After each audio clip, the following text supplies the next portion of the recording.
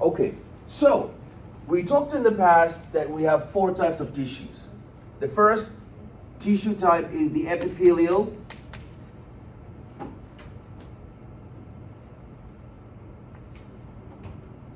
EPIT.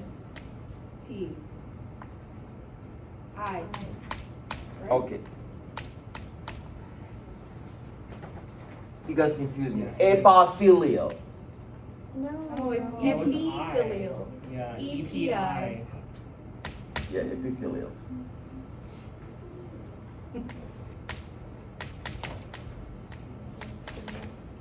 We have epithelial tissue, that's number one. And then we have the connective tissue, that's number two. Followed by today's tissue, muscular tissue. And lastly, today also we're going to cover the nerve tissue. So, all these tissues under the microscope will absolutely not look the same because they have a different function, so they will have a different structure to go with that function. So, epithelial tissue, we discussed that. We said you have a relationship to the basement membrane. Are you stratified? Are you simple? If you're simple, are you squamous?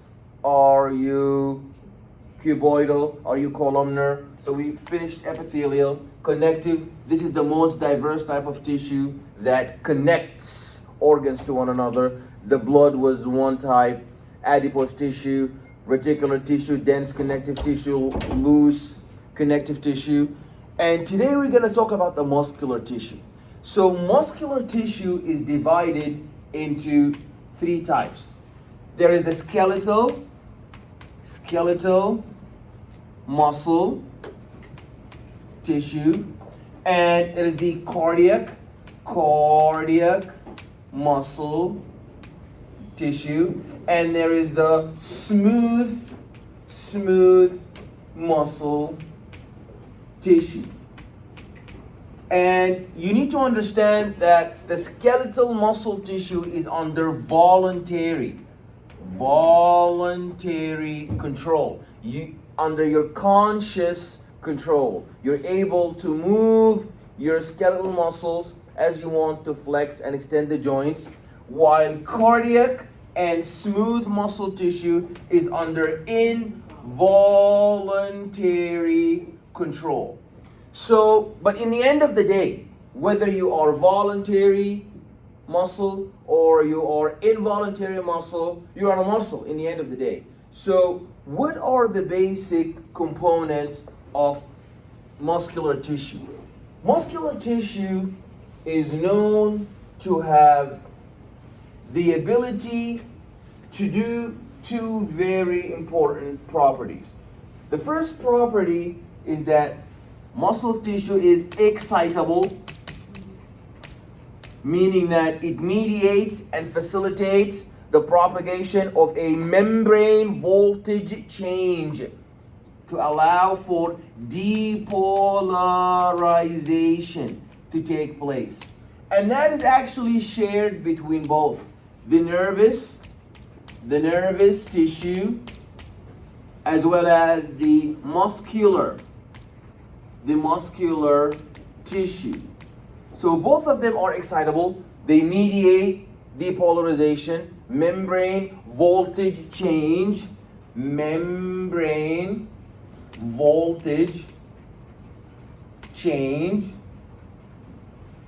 And you see something special about the muscular tissue is that muscular tissue is going to contract. Why? Because the muscular tissue has two types of proteins. One is known as actin, and the other one is known as myosin.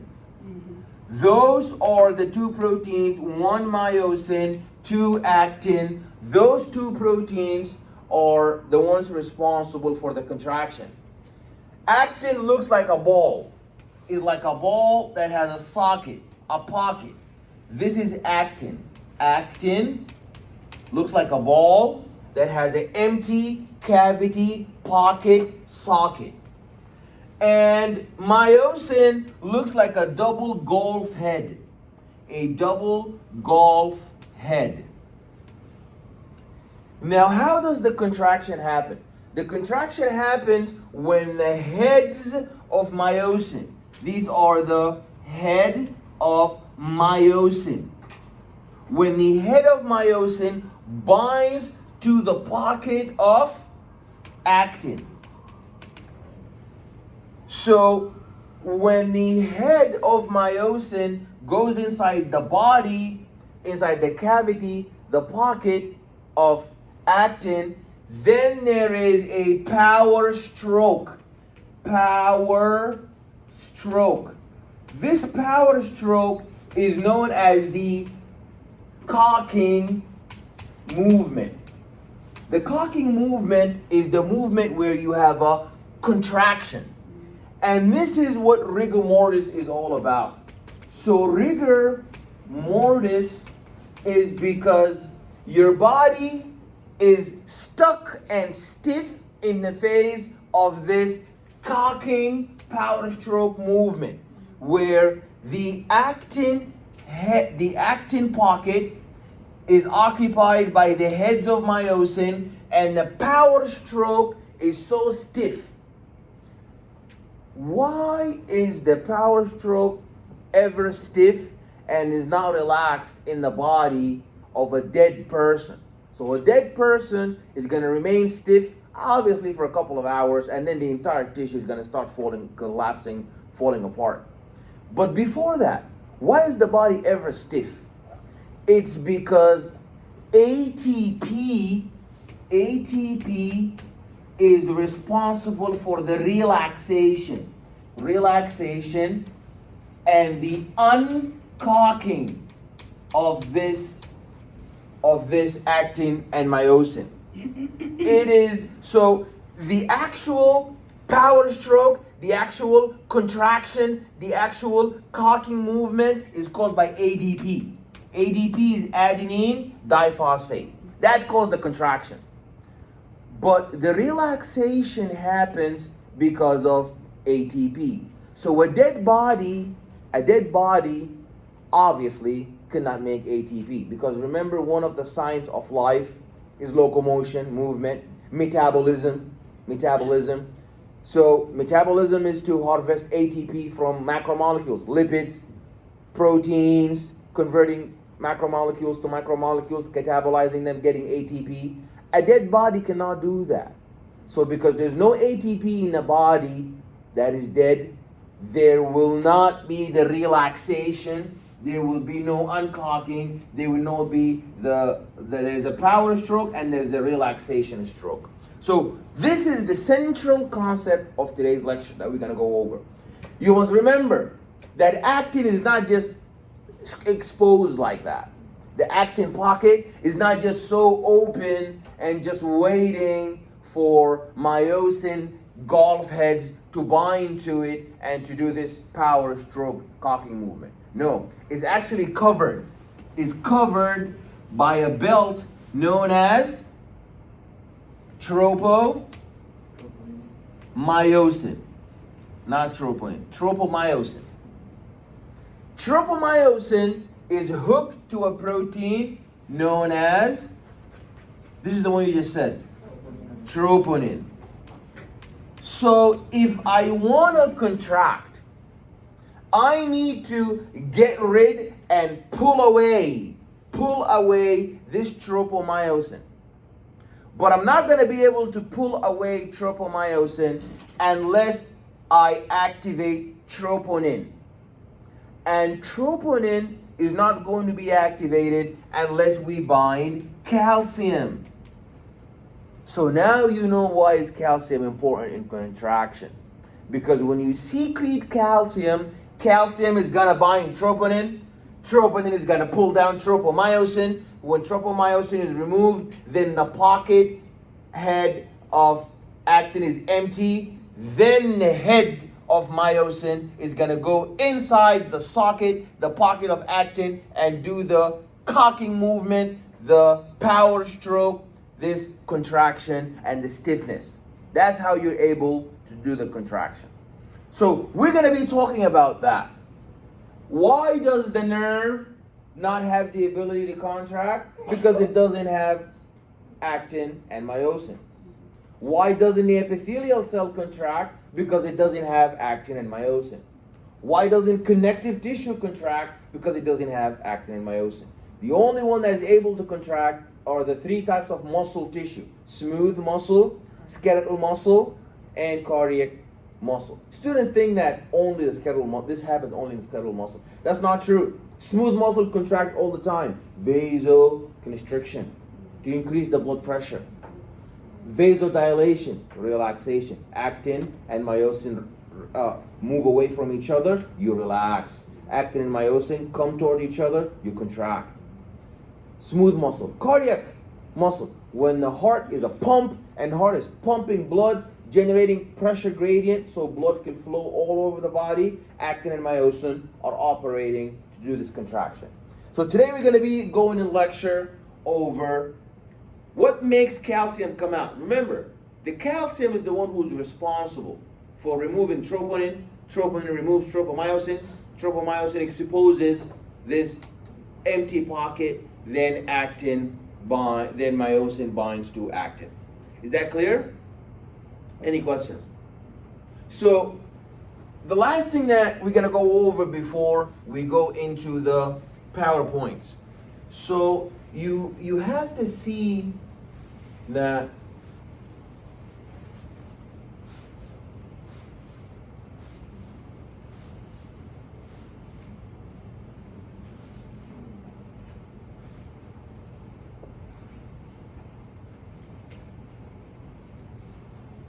okay, there's something called the neuromuscular junction.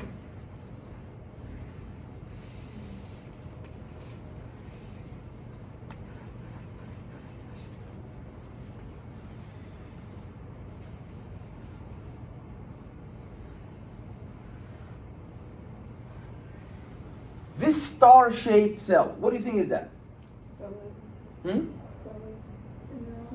It's a neuron. Yeah. So no two types of these stellate cells are neurons. Fusiform cells are smooth muscle cells. Discoid cells. Who else looks? What type of cell looks discoid, like a disc? Red blood cell. Is there any cell in the body that is also discoid? Absolutely not. Only the red blood cell. Is there any other cell that looks like a star besides a neuron? Absolutely not. Any cell that is fusiform besides the smooth muscle fiber? Absolutely not. So every cell has a unique function, so it will have a unique anatomy, a unique structure. So what happens here? So we know that this is a neuron. This is a neuron. And the neuron has dendrites, and the dendrites propagate the direction of action potential in this direction. And this is the axon, and the axon is myelinated. It has a lot of myelin sheath. What's the importance of this myelin sheath? It speeds up the signal, because now the action potential doesn't have to go step by step. It can jump around, and that's faster. You know what? When you're running, what are you doing? You're not walking step by step. You're actually jumping over.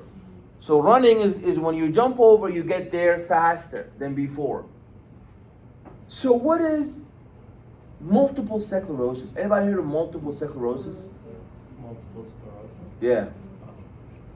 MS.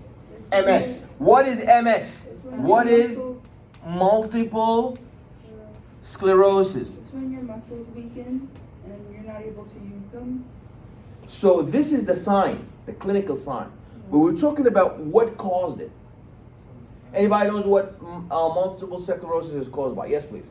Deposition of M protein. Is it No. like neurological?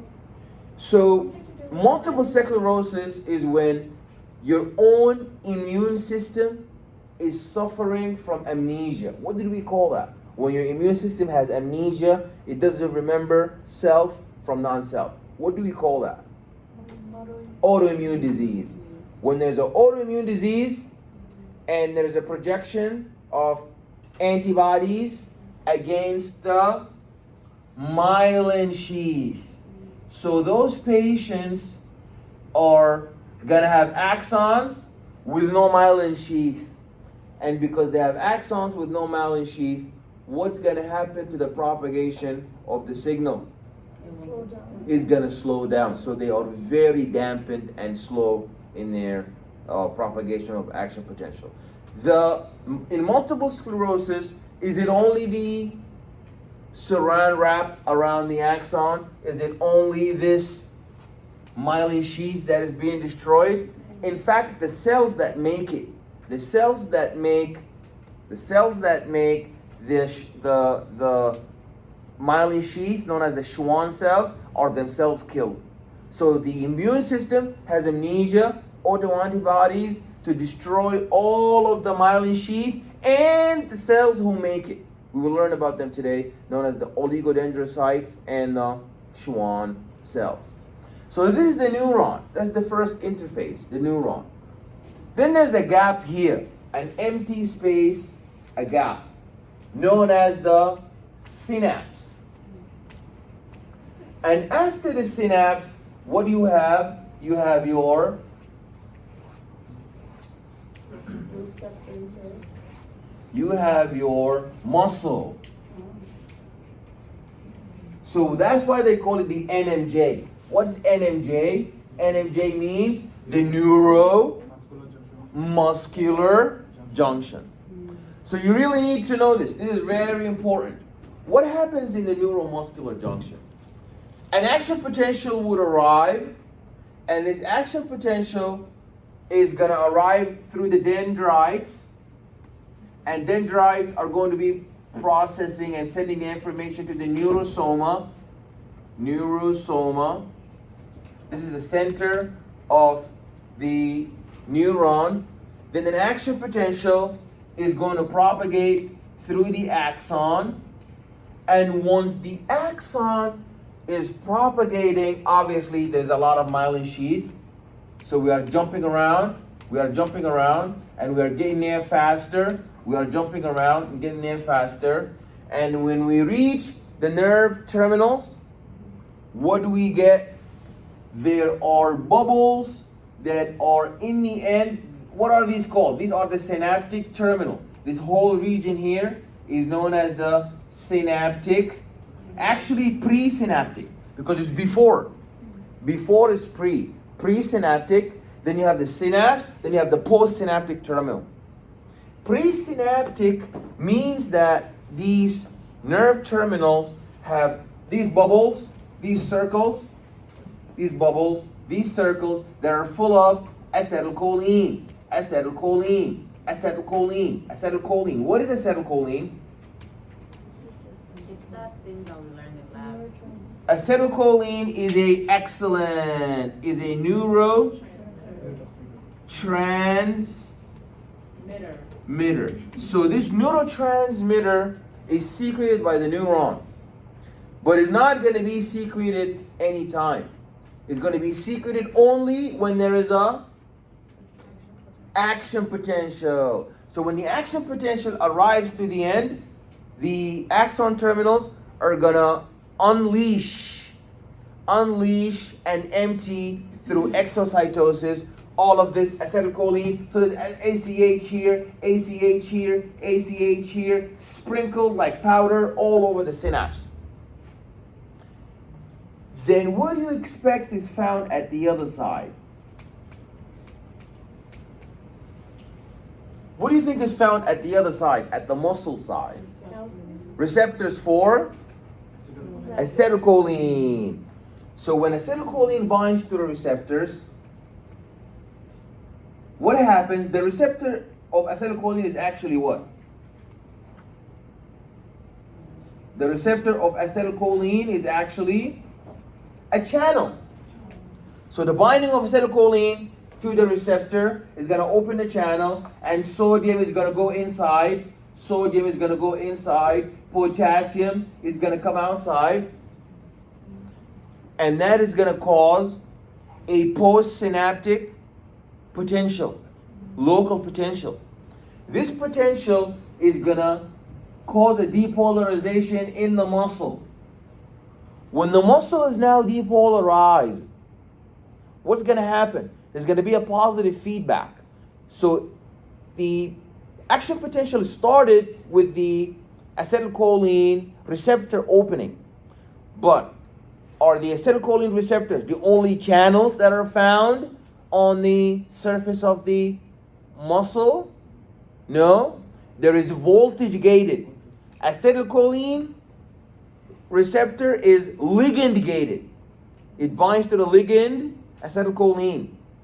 But the other channels are not ligand gated, they are voltage gated.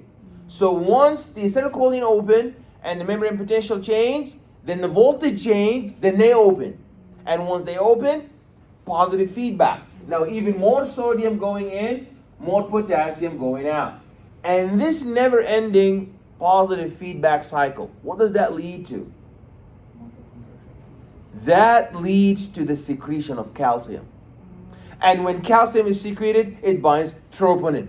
And when calcium binds to troponin, what happens? Tropomyosin is pulled down. When tropomyosin is pulled down, what happens?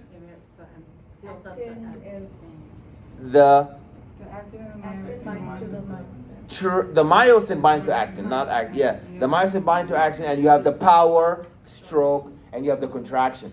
Then ATP comes and does the relaxation, and all of the acetylcholine is going to be recalled.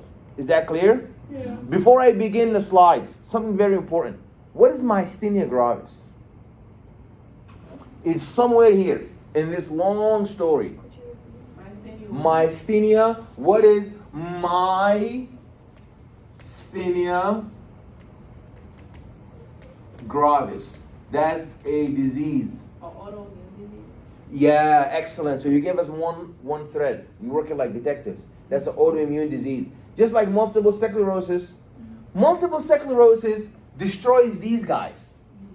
The That one destroys the myosin. let's go step by step, please. Multiple sclerosis destroys the myelin sheath and the cells that produces it. Excellent. Schwann cells and oligodendrocytes. Because Schwann cells wrap the myelin sheath around axons of the peripheral nervous system. While the central nervous system, you have oligodendrocytes. Very good. That's multiple sclerosis. Myasthenia gravis, what is it? Excellent. So myasthenia gravis is gonna destroy not the myelin sheath, but it's gonna destroy these guys. The acetylcholine receptors on the muscle. So now the nerve is doing its job, letting go of acetylcholine, and the synapse is full of acetylcholine, there's no receptor. So they have diseases like the drooling of the eye, because they are unable to contract and pull up the tissue. So the tissue is relaxed and falling down. Okay? Yeah, you need to know that. Very important. Okay, so now if we look into the slides, that's gonna make a lot of sense. But this is like the butter. If you understand this, then you pretty much have like 90% of what the lecture is gonna be about. Okay, so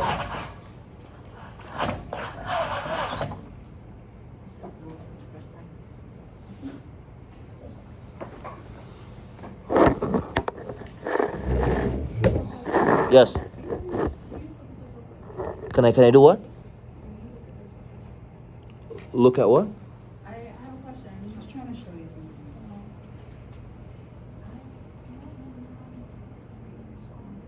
Okay.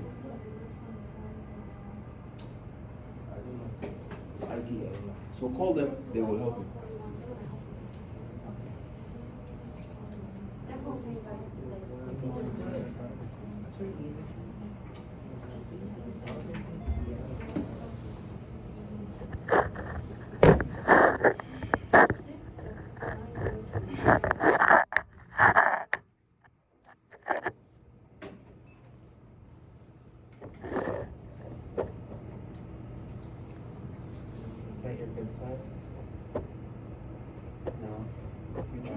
towards yourself. It's your collar. It's sticking out. It's okay. All right. I think that's about as much clarity. Oh, it's okay. I think it covers everything. Okay. So muscular system. So before we memorize I don't know why the book has it that way. The book has you memorize the muscles first without even telling you what the muscle tissue is. So I kind of disagreed. So we'll do that first, and then next week it's gonna make a lot of sense. It makes a lot of sense to memorize what you know, not memorize something you're totally oblivious of. I don't know what we'll be thinking. Anyways, so every muscle, universal characteristics of a muscle, meaning it doesn't matter what kind of muscle you are, smooth muscle, skeletal muscle, cardiac muscle, you gotta fulfill all, not some, all of those. Number one, you have to be excitable, responsive to the mediation of a voltage change, conductivity, meaning that local electrical excitation is going to set off this positive feedback loop of action potentials that are being propagated down the axon. Contractility, there is a shortening when we are stimulated as a muscle. Extensibility, the capability of the muscle cell to being stretched between the contractions. And the elasticity, meaning that the ability to, like we said, power stroke, recovery stroke, contraction and relaxation. Elasticity meaning that the muscle tissue is malleable and returns to the original reset length after being stretched. Oh, that's like when giving birth. No. What do you mean? Elasticity, yes, when you give natural birth. So how is that elasticity? So like describe. The muscle. So the muscle is gonna control. Oh, you mean like the uterus is contracting and relaxing to keep pushing the baby? Yeah, very good. We discussed that in the beginning. So when the baby is pushing against the cervix, the stretch receptors are gonna send impulse to the brain that this baby is trying to come out. So now positive feedback. Same thing for the breast milk. So the more the baby suckles milk, the more the milk duct is gonna eject the milk for the baby. So yeah, so there's a contraction and relaxation. So this is an example of the universal characteristics of a muscle. If you now look, so now we're gonna look at the different kinds of muscle tissue. There's skeletal muscle that is voluntary striated muscle and is attached to a bone. It has striations, meaning alternating light and dark transverse bands, and you will see that this is because of the actin and the myosin. And you know that skeletal muscle is a type of voluntary, under the direct conscious control of the person. So there we go, that's a skeletal muscle fiber. You see it has a lot of nuclei. The components of a muscle fiber are, number one, the sarcolemma. The sarcolemma is the plasma membrane of a muscle. Sarcolemma is the plasma membrane of a muscle. Sarcoplasm, what does that remind you of? Sarcoplasm is the cytoplasm of the muscle cell. Very good. The sarcoplasmic reticulum, what does that remind you of? The endoplasmic reticulum of the muscle cell.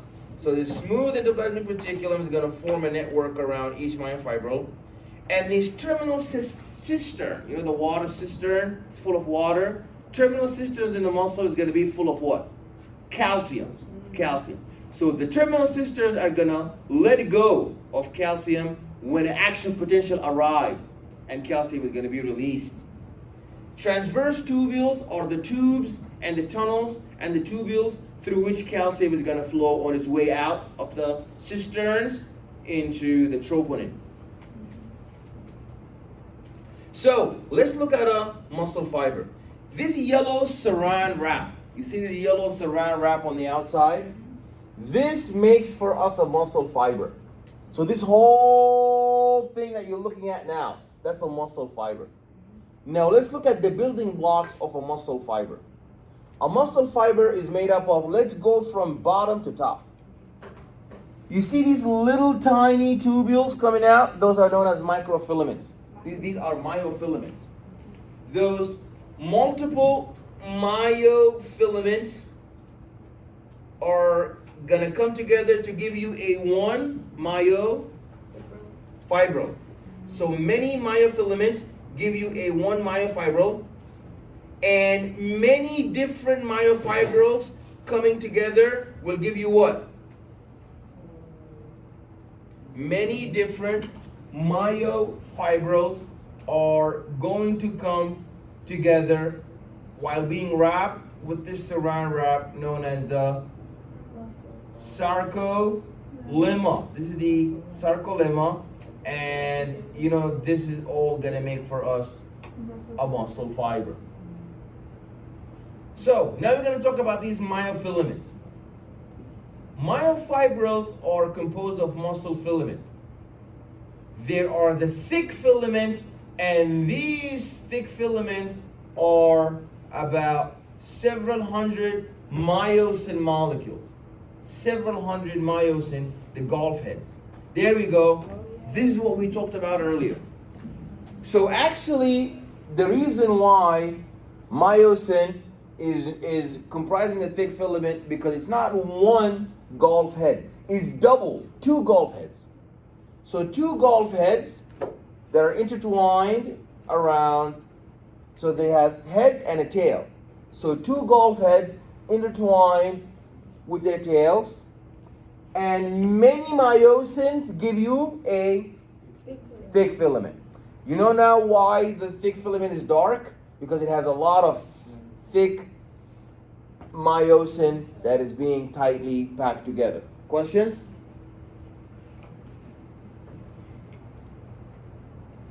The thin filament is composed of three different protein types. There's a fibrous F-actin, there's two intertwined strands of globular G-actin. Now that's the thin filament. Now we're no longer dealing with thick double golf heads. There we go, that's the thin filament. Do you see now the structure of the thin filament?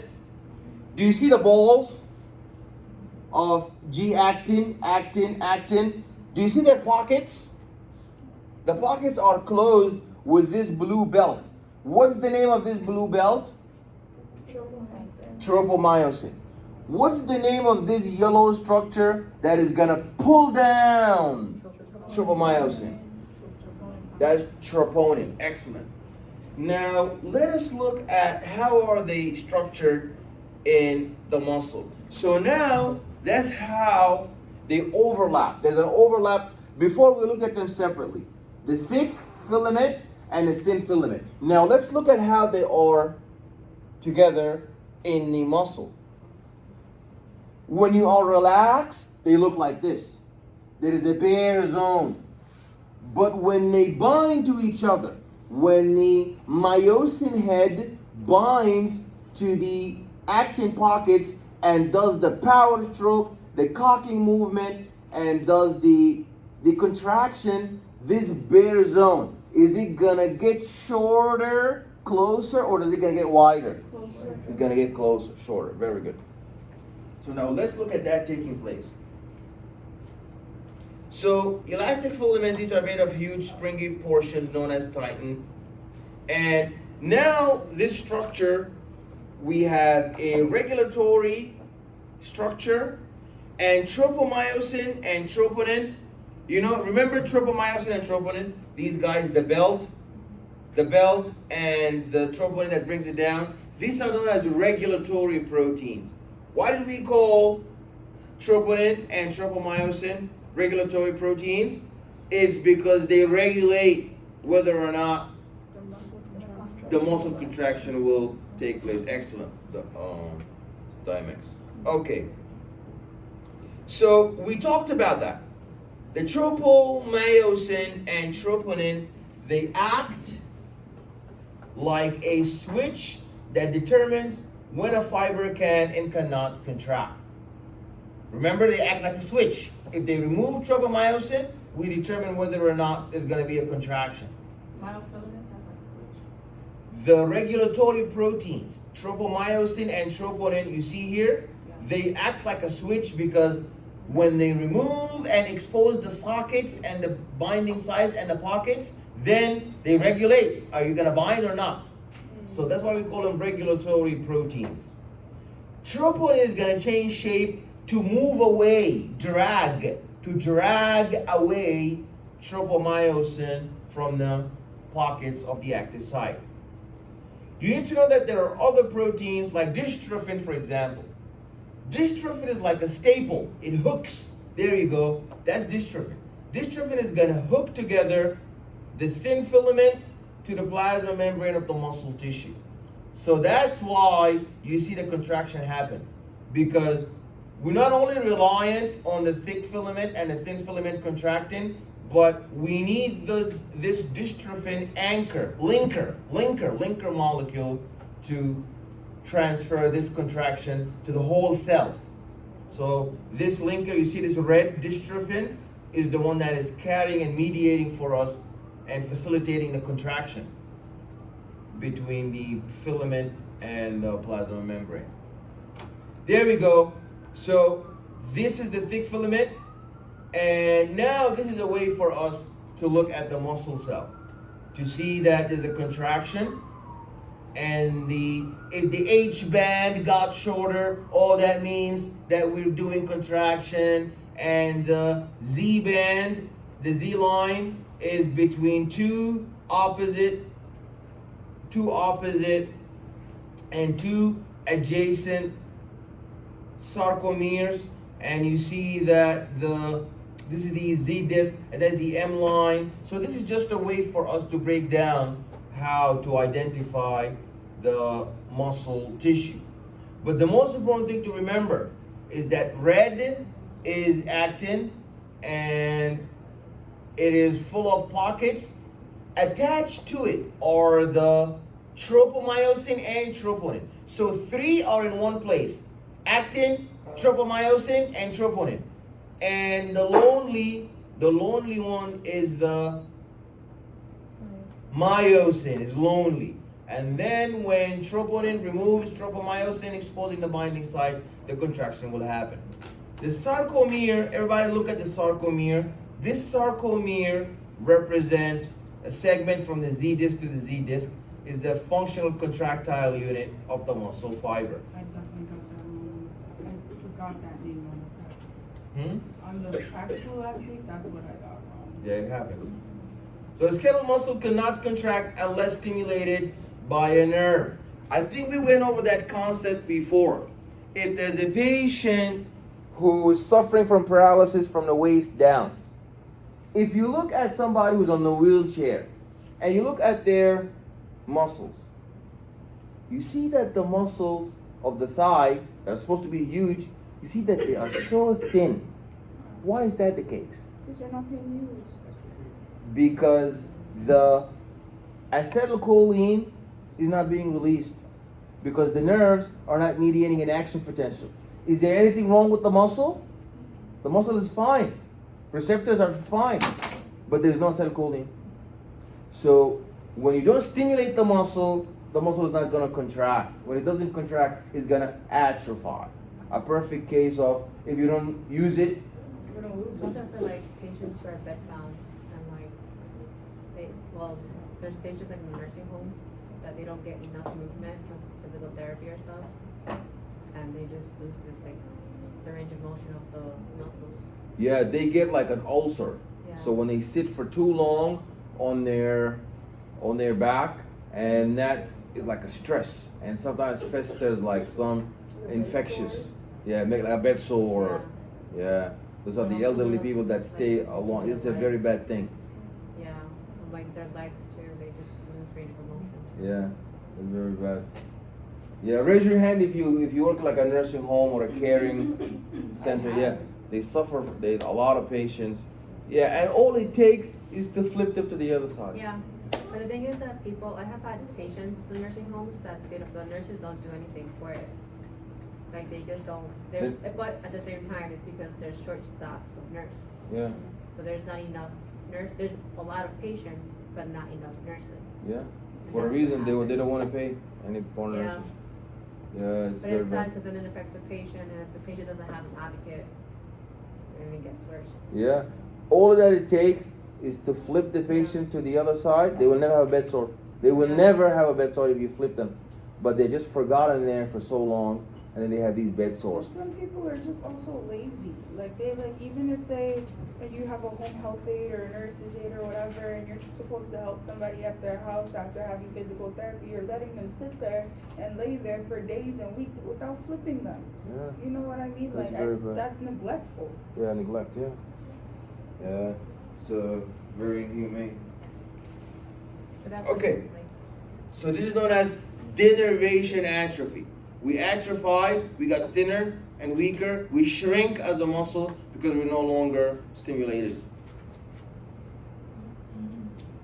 Okay, so the motor neuron. Motor neuron is the neuron that stimulates the muscle. That's why they call it the motor neuron. So a motor unit is when one nerve fiber and all the muscle fibers are innervated by it, and they behave as a functional unit. So let's look into these motor units, and we kind of discussed this. This is the most important slide of the lecture. Why? Because you have, what is this butterfly shape? This is your That's like the nerve. spinal cord. This is the center. We're going to discuss that in the next lecture. So you have a center here. That's the spinal cord. That's not a disc. And a No. disc? Yeah. What do you mean a disc? Doesn't your spine have like a disc? So the entire spinal cord, once it is inside the vertebral column, between each two vertebrae, they call that a disc. But this is your spinal cord. So the spinal cord is the center that is going to let out the effector motor output response, somatic output response to the muscular tissue.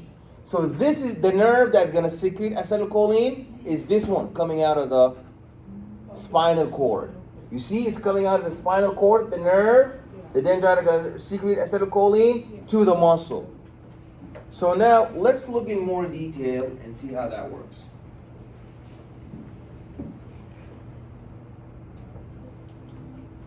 The synapse. Synapse is the point. Did we discuss the synapse? The synapse is the point where a nerve fiber is going to meet its target cell. So we discussed that. It's the gap between the nerve and the muscle. So when a target cell is a muscle fiber, the synapse is also called a neuromuscular junction. So each terminal branch of the nerve fiber within the neuromuscular junction is going to form a separate synapse with the muscle fiber consisting of axon terminals. These are swollen ends of the nerve fibers. They contain synaptic vesicles with neurotransmitters known as acetylcholine. We discussed that. And there is synaptic cleft, which is a narrow gap between axon terminal and the sarcolemma. There we go. This is what we were looking at earlier. So if you look here, you see that, what is this? This is the nerve terminal. And what is that? That's the muscle.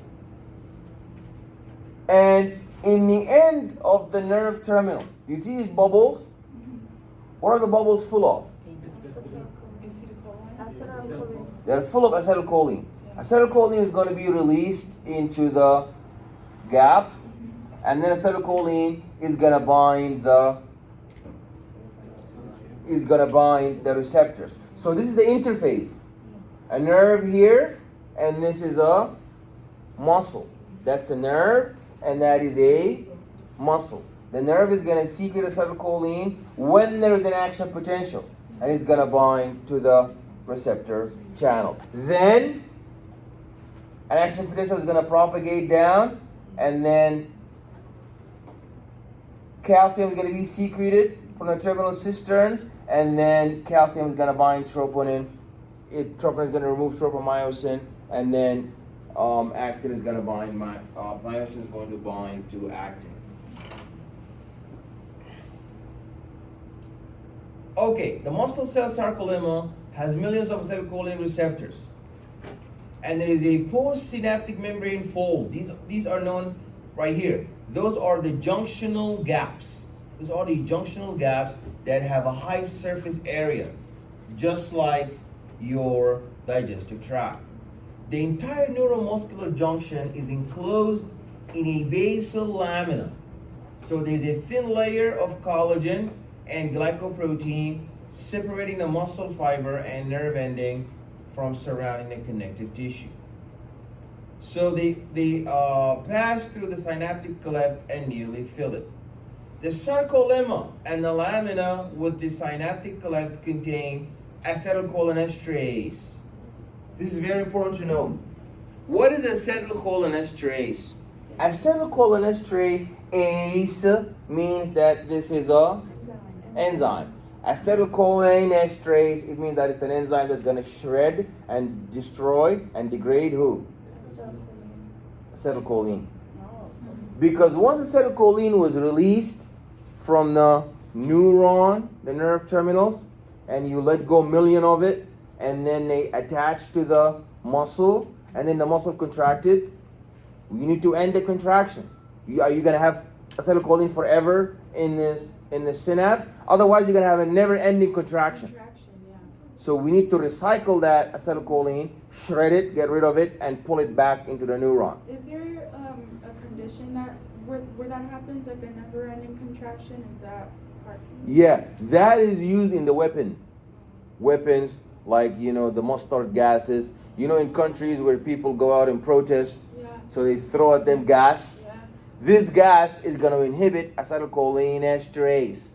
So that means these people are going to have never-ending acetylcholine in the synapse and never-ending stimulation, leading to sludge. SLUDGE, sludge. S, saliva. They're going to be salivating. L, lacrimation, crying. U, urination. They're going to be urinating themselves. Yes, because there's a contraction of the bladder. Yeah. You cannot recycle it.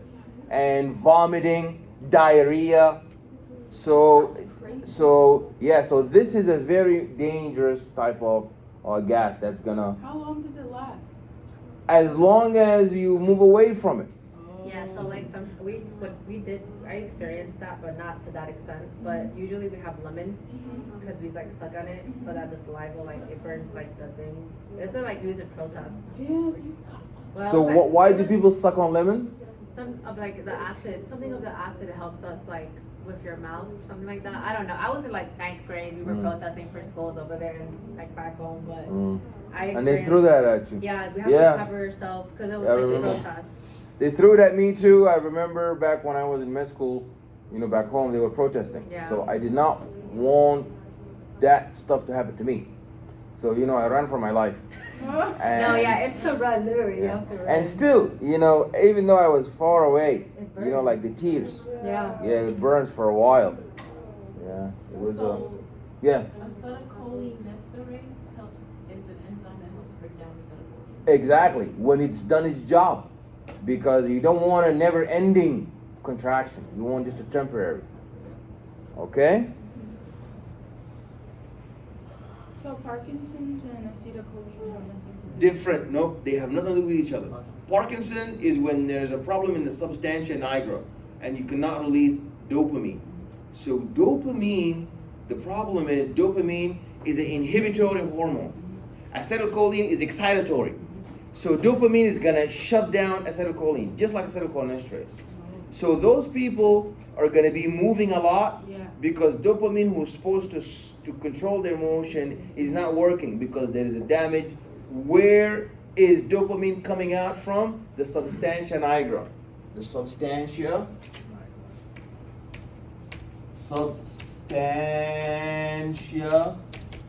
nigra.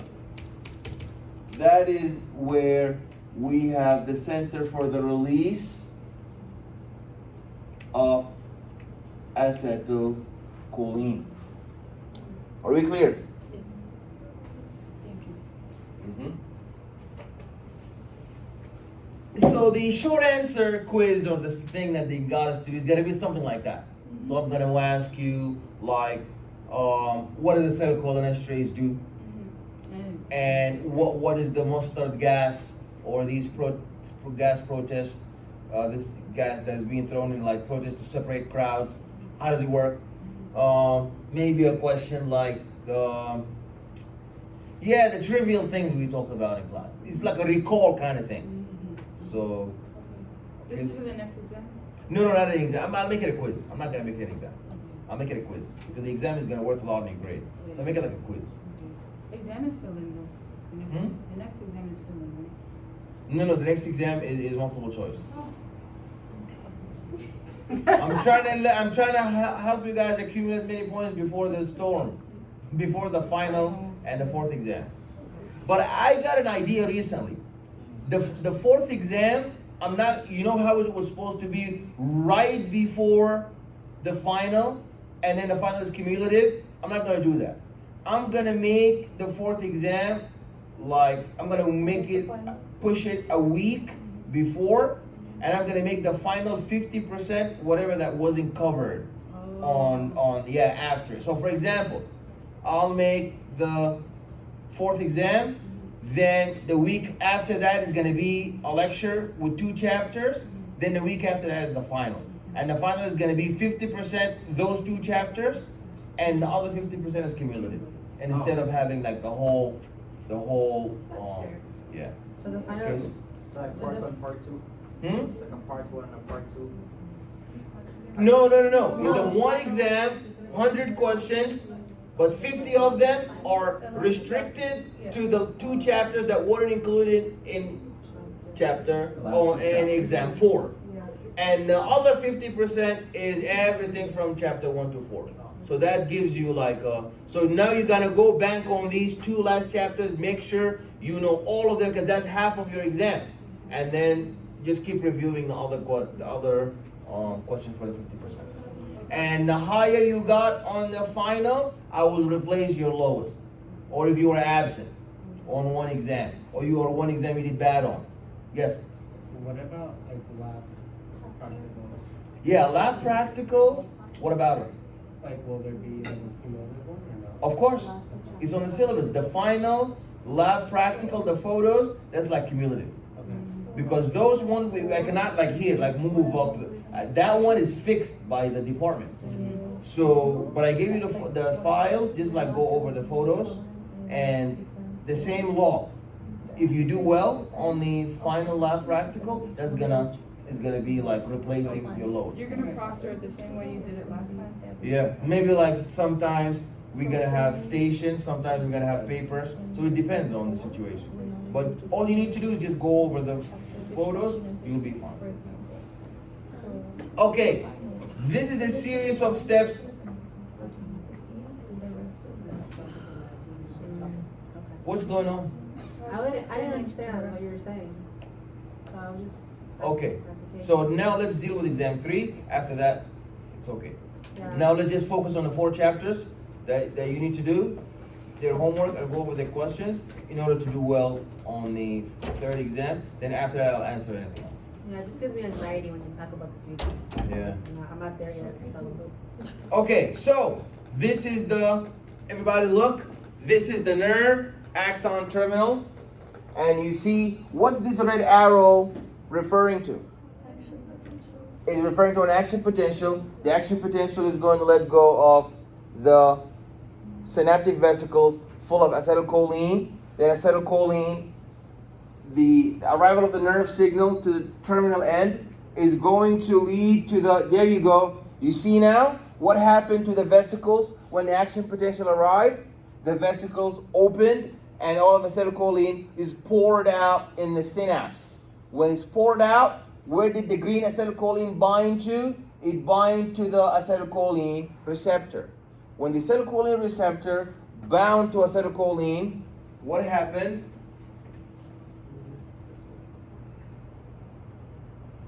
It opened. When the acetylcholine receptor opened, what happened? Sodium went in and potassium went out. So the binding of acetylcholine to the receptor is going to open it, and this beginning, the opening of this ligand regulated ion gate is going to lead it to an inflow of sodium and an efflux, outflow of potassium. That now, remember, the acetylcholine is ligand gated. Ligand meaning it needs like a neurotransmitter to open it. Now let's look at what the ligand gated is going to do. What the ligand gated channel opened, the membrane potential has changed. And when the membrane potential changed, what happened now? These other channels are open now. What do we call it? You see, this was voltage gated. The voltage gated channel changed the voltage of the membrane, and then what these channels are. These are voltage gated channels. This is ligand gated channel. Acetylcholine needed a ligand to open. These guys did not need a ligand to open. What did they need to open? A voltage. And the voltage difference change leading to more sodium influx, opening of voltage regulated ion gates, creates action potentials. And you see that's how we mediate. Action potential is propagated down the T tubules. Does everybody see the action potential flowing down the T tubules? Yes. And then the calcium is released from the terminal cisterns. And then there we go. Now we got to our friends. Now calcium has been released. Calcium binds to who now? Calcium bound to troponin. Then what does troponin do? You see the arrow point? Away. So now you expose the pockets. Shifting of tropomyosin is going to expose the active site of the. So tropomyosin was shifted, exposing the socket, the pockets for the binding of the heads.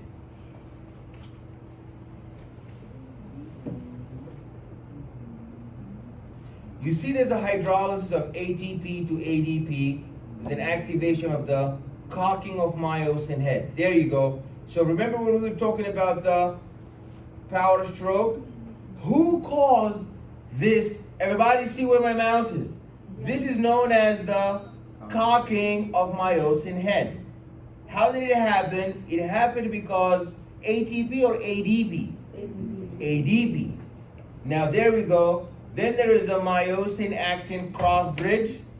There's tight binding, and there's a formation of myosin actin cross bridge, and the power stroke or the cocking movement where there's a sliding of the thin filament over. So the thin filament is gonna slide over the thick filament, making the bare zone shorter. Remember the bare zone? Smaller and shorter. And this is the cycle. So, and now we're not done.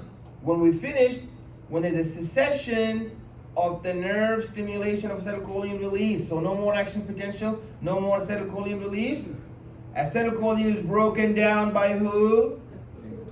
You see this purple acetylcholinesterase, ACHE, is going to degrade that. So that's what dopamine does in your nervous system. It kind of blocks, it doesn't degrade acetylcholine, but it blocks its secretion. And there's a reabsorption of calcium ions by the sarcoplasmic reticulum, and then there's a loss of calcium ions from troponin. So the acetylcholinesterase is in the sarcoplasm? The acetylcholinesterase is found in the sarcoplasmic reticulum, and it's gonna get rid of this. No, it's not the sarcoplasmic reticulum. Acetylcholinesterase is found in the synapse, because acetylcholine is in the synapse. And then there's a loss of calcium ions. When there's no calcium ion, troponin is gonna get back to where it was. And now you see, this is the ATP. When there's ATP, there is a return of tropomyosin to its normal position, and then there's a blocking of the active site of the active sites of actin. Are we clear? Now what's recovery stroke? The recovery stroke is when we relax. Is when ATP binds and we prevent this kind of rigor mortis. So there's no stiffness. Remember, the cocking, contraction, movement is done by ADP, and ATP causes the relaxation. Length tension relationship. So the most amount of tension generated by a muscle is going to depend on how stretched or shortened it was long before it was stimulated. So if overly shortened before stimulated, the contraction is going to be weak. The optimum resting length is going to produce the greatest force when the muscle contracts. The nervous system maintains a muscle tone with partial contraction to ensure that the resting muscle is rear its length. So that shows us that relative tension of the relative tension generated upon the stimulation of a muscle as a function of this sarcomere length. So if you are not stretched, if you weren't very stretched before stimulated, you will have a high capacity to stretch. But if you have been exhausted and stretched severely before the contraction, you will be contracted, but not as much as if you were relaxed and just not under stress. Wait, so that's Yeah. something that Yeah, triggers stretch? Like, you just talked about trigger stretching? yeah. So if the muscle was initially severely stretched, like if you were holding something for a while, then you try to stimulate the same muscle that was holding a bag, you're carrying a shopping bag for so long. And then now you want to carry something again. The contraction will not be as adequate. Why? Because the muscle has been severely under stress. Is that when you get Numb? like no, like not numb, like you know, like your toes, your feet, like sometimes. No, like you get like literally like your big toe will go like this. I don't know how you say it in English. I don't know how you say it in English. That is kind of like numbness. No, I don't. Because Muscle you don't spasm. feel I think it, it's like you're- muscle. I feel it, girl. Oh, It's like muscle spasm, like your finger will like. But then when you stretch it, I don't know. Is that related to that or no? I don't know what you're talking about. Yeah, I know. There's a name for it. I just forgot, but never mind. Okay. Rigor mortis, we talked about that. Is the hardening of muscles and stiffening of the body 3 to 4 hours after death. And that is because the deteriorating sarcoplasmic reticulum is going to release a lot of calcium, and deteriorating sarcolemma is going to allow calcium to enter the cytosol. Rigor mortis is going to peak about 12 hours after death, and this diminishes over the next 48 to 60 hours. Where do we get the ATP from? Obviously, we get the ATP by metabolizing glucose in the glycolytic pathway, protein catabolism, lipids. And if oxygen is present, that's aerobic respiration, where oxygen is the terminal electron acceptor in the mitochondria, and we get a lot of ATP from that. But if you're running and you're exhausting, there's a high metabolic demand and decreasing the oxygen saturation in the blood, then we resort to an alternative compensatory adaptive mechanism, which is anaerobic fermentation. And that is going to be providing us with temporary ATP to get by, but the byproduct is pretty toxic. It's known as lactic acid. lactic acid. Very good. So there's the phosphagen system. Please remember that. That's important. The phosphagen system shows you how we get ATP by two different sources. This is really, really, really important. How does the phosphagen system operate?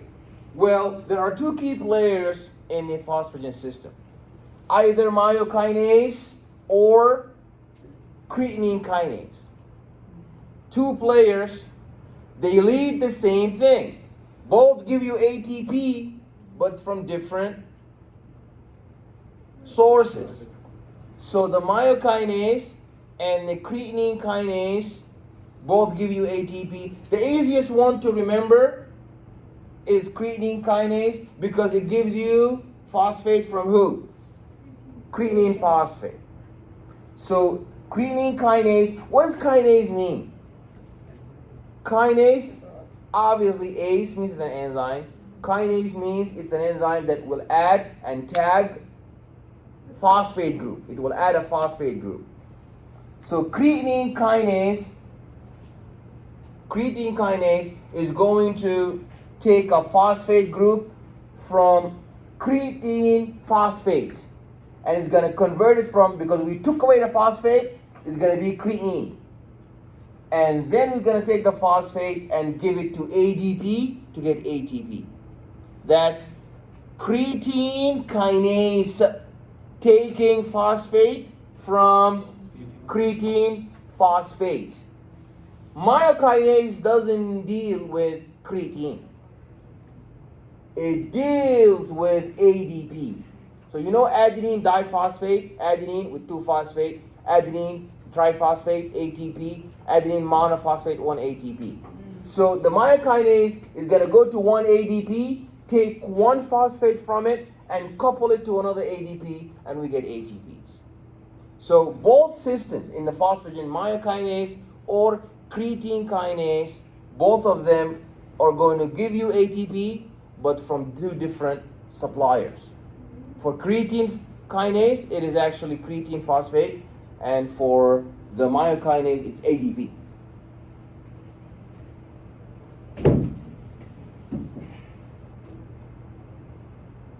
Okay, for the heart, you have the cardiac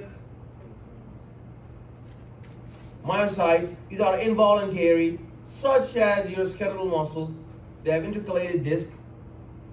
And you see that these varicosities of an autonomic nerve fiber in unitary smooth muscle, you see that there's stimulation and the muscle is going to contract. And these are the layers. We talked about that your stomach is going to contract, and when the stomach contracts, it is under the involuntary control of your parasympathetic nervous system. Remember rest and digest?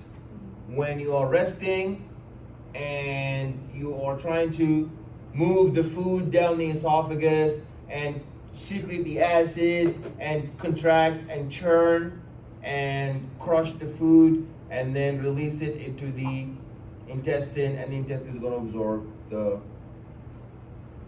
food, deliver it to the blood. Multi-unit smooth muscle, and this is the unitary smooth muscle. So you have multi-unit and unitary smooth muscles.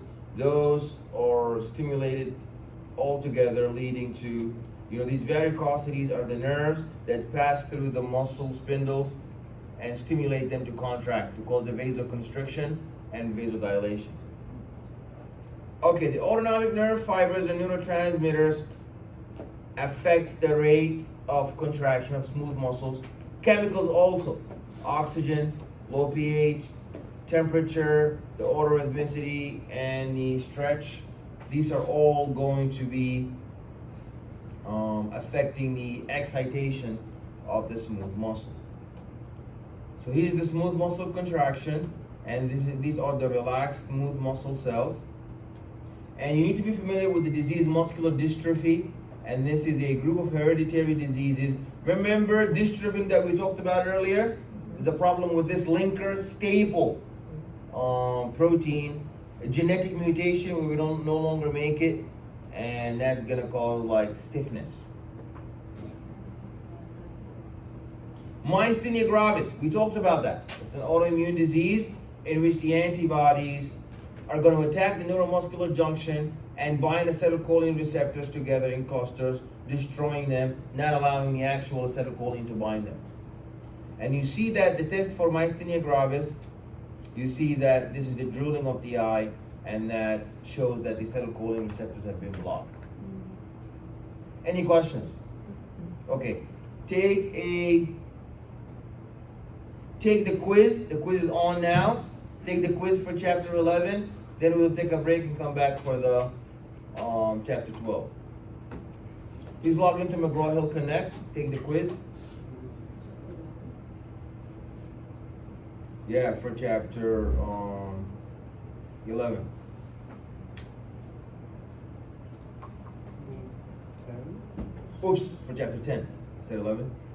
Chapter 10.